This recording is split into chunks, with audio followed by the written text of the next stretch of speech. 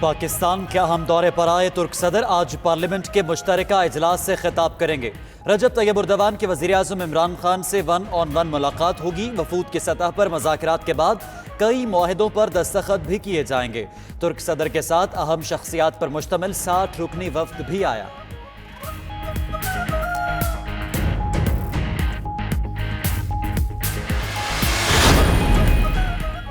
ترک صدر اور خاتون اول سمیت وفد کے اعزاز میں ایوان صدر میں عشائیہ۔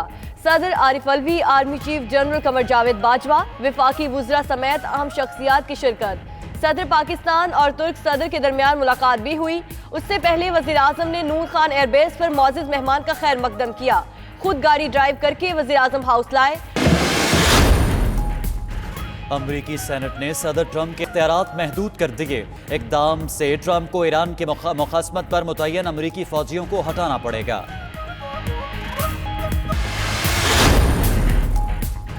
پوری قوت کے ساتھ فلسطین کے ساتھ کھڑے ہیں۔ سعودی وزیر خارجہ شہزادہ فیصل بن فرحان کا کہنا ہے کہ سعودی عرب اور اسرائیل کے درمیان ملاقات کی سکیمز میں کوئی حقیقت نہیں۔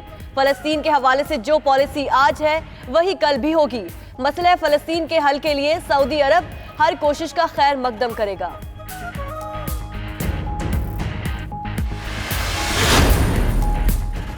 برطانوی وزیر اعظم بورس جانسن کا انتخابی جیت کے بعد کابینہ میں رد و بدل۔ 8 وزراء کو فارغ کر دیا، 6 نئے چہرے کابینہ میں شامل ہو گئے۔ وزیر خزانہ ساجد جاوید نے استعفیٰ دے دیا۔ وزیر خزانہ نے عہدہ بجٹ پیش کرنے سے صرف 4 ہفتے قبل چھوڑا۔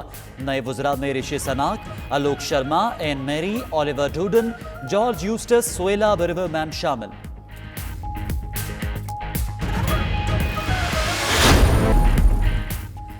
وزیر اعظم کا ذخیرہ اندوزوں اور ملاوٹ کرنے والوں کے خلاف ہنگامی بنیادوں پر اقدامات کا اعلان۔ اجلاس میں کہا ملاوٹ کرنے والے عوام کی زندگیوں سے کھیل رہے ہیں۔ دودھ، گوشت، دالوں جیسی اشیاء میں ملاوٹ قبول نہیں۔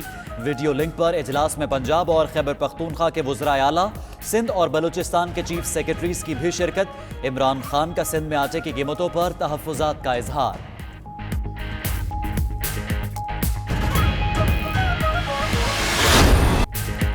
خالد مقبول صدیقی کی وزیر اعظم کی زیر صدارت اجلاس میں شرکت۔ استعفیٰ واپس لینے کی تردید بھی کر دی۔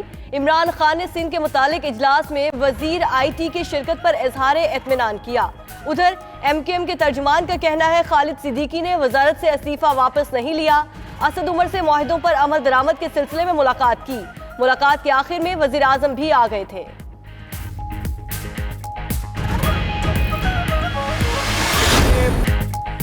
قومی اسمبلی میں حکومت اور اپوزیشن آمنے سامنے۔ احسن اقبال کی حکومت پر کڑی تنقید۔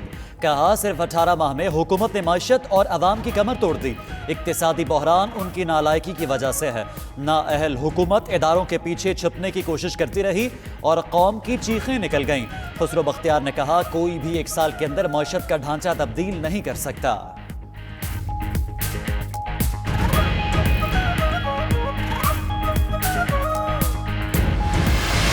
آپ کا P T I M F budget کو نہیں مانتے ہیں، اس ملک کے عوام اس P T I M F budget کو نہیں مانتے ہیں۔ ہم اس P T I M F budget کو پھاڑ کے اڑا دیں گے۔ پاکستان پیپلز پارٹی کے کارکن کے لیے آصفہ بھٹو زرداری موجود ہوگی۔ اگر میں گرفتار ہوتا ہے تو پھر میرا آواز آصفہ بھٹو زرداری ہوگی۔ Bilawal Bhutto joint venture opal case میں نیب کے سامنے پیش۔ تفتیشی ٹیم کو مطمئن نہ کر سکے۔ نیب راولپنڈی آفس میں پوچھ گچھ پر واضح جواب نہ ملا تو تحریری سوال نامہ تھما دیا گیا۔ اگر وہ گرفتار ہوئے تو کارکنوں کے لیے آصفہ بھٹو موجود ہوں گی۔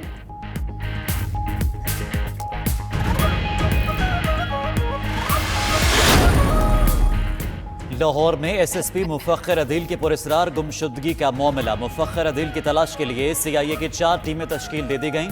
پولیس ذرائع کے مطابق ابتدائی طور پر ایس ایس پی کے ساتھ رابطہ رکھنے والے 50 افراد کی فہرست بھی تیار۔ خصوصی ٹیموں نے ایس ایس پی کے دوستوں سے بھی پوچھ گچھ کی۔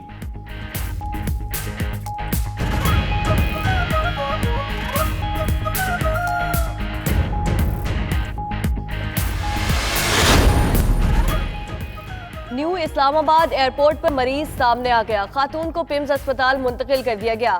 थर्मल स्कैनर के दौरान जिस्म का दर्जा हरारत ज्यादा निकला। ज़राए के मुताबिक रबिया ताहिरा अबू ज़हबी से इस्लामाबाद पहुंची थी।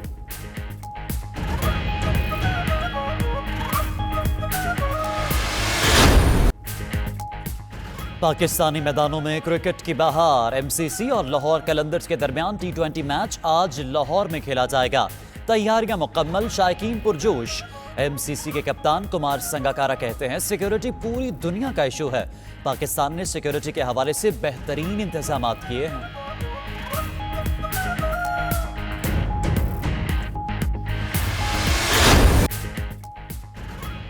कबड्डी के शहजोर जवान आज गुजरात में सजाएंगे मैदान। कबड्डी वर्ल्ड कप में आज पाकिस्तान का मुकाबला अजरबैजान, इंग्लैंड का मुकाबला भारत से होगा। पाकिस्तानी टीम पहले ही सेमीफाइनल के लिए क्वालिफाई कर चुकी। गुज़िश्ता रोज़ फैसलाबाद में 3 मैच हुए। पाकिस्तान ने ऑस्ट्रेलिया को 25 के मुकाबले में 62 पॉइंट से शिकस्त दी। भारत ने ईरान, जर्मनी ने सेरा लियोन को हराया।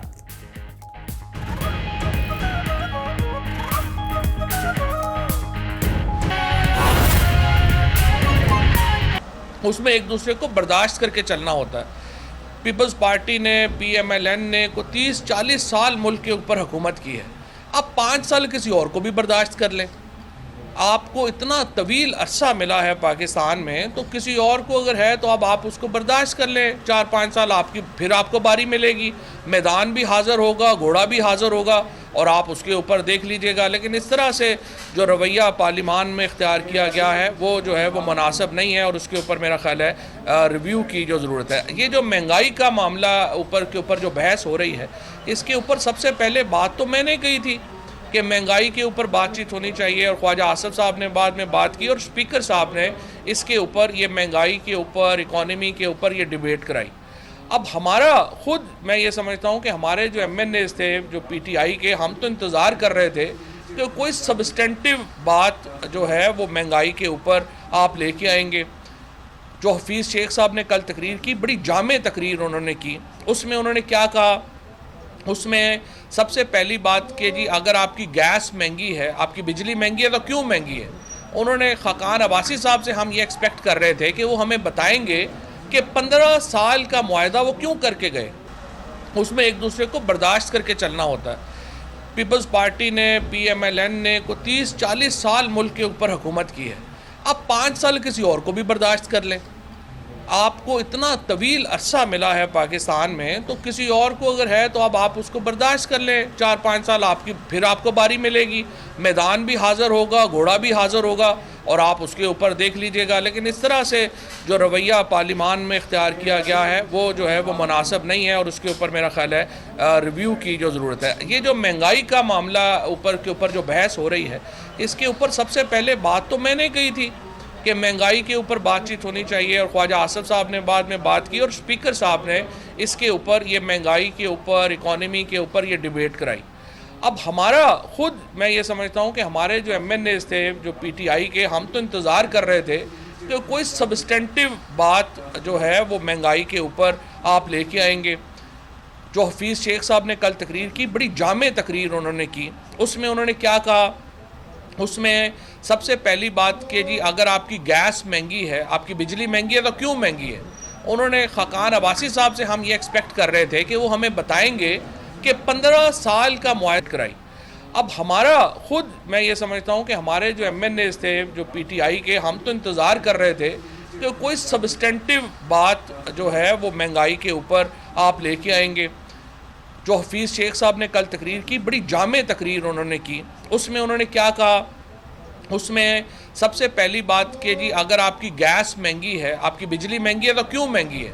उन्होंने खाकान अब्बासी साहब से हम ये एक्सपेक्ट कर रहे थे कि वो हमें बताएंगे कि 15 साल का मुआहदा वो क्यों करके गए।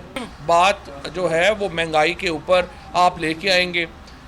जो हफीज़ शेख साहब ने कल तकरीर की, बड़ी जामे तकरीर उन्होंने की। उसमें उन्होंने क्या कहा, उसमें सबसे पहली बात कि जी अगर आपकी गैस महंगी है, आपकी बिजली महंगी है तो क्यों महंगी है। उन्होंने खाकान अब्बासी साहब से हम ये एक्सपेक्ट कर रहे थे कि वो हमें बताएंगे कि 15 साल का मुआहदा कराई। अब हमारा खुद, मैं ये समझता हूँ कि हमारे जो MNAs थे जो PTI के, हम तो इंतज़ार कर रहे थे कि कोई सब्सटेंटिव बात जो है वो महंगाई के ऊपर आप लेके आएंगे। جو حفیظ شیخ صاحب نے کل تقریر کی، بڑی جامع تقریر انہوں نے کی. اس میں انہوں نے کیا کہا؟ اس میں سب سے پہلی بات کہ جی اگر آپ کی گیس مہنگی ہے، آپ کی بجلی مہنگی ہے تو کیوں مہنگی ہے؟ انہوں نے خاقان عباسی صاحب سے ہم یہ ایکسپیکٹ کر رہے تھے کہ وہ ہمیں بتائیں گے کہ 15 سال کا معاہدہ وہ کیوں کر کے گئے.